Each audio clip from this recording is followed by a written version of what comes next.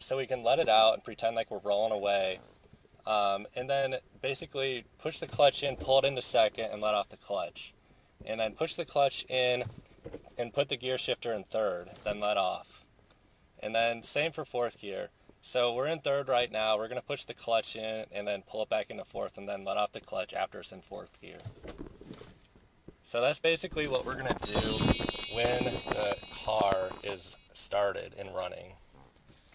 Now again, don't ever move the shifter in or out of gear without using the clutch. If you do, you're basically going to hear like a grinding sound and you're going to grind one of your gears a little bit.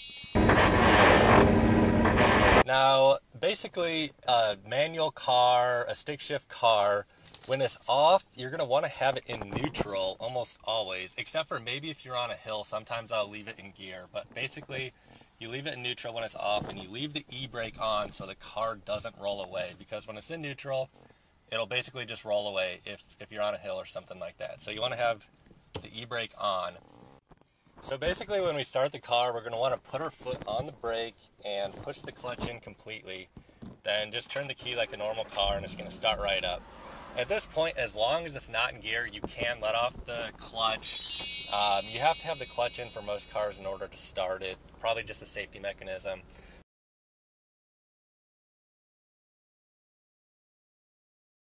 So at this point, now that the car's started, we're going to take the e-brake off.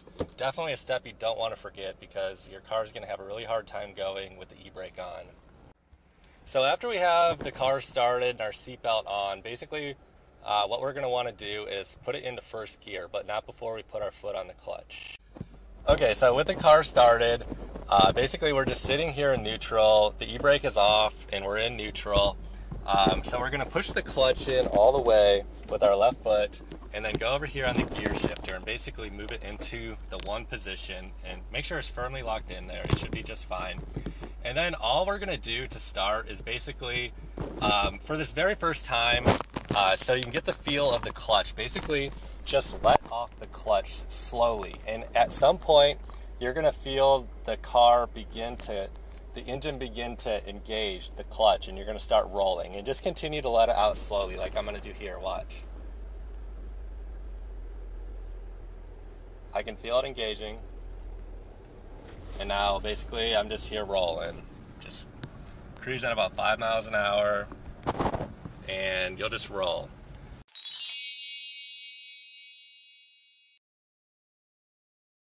So let's stop now. Okay, so we're past basically the first step here, putting it into first gear. That's pretty much the hardest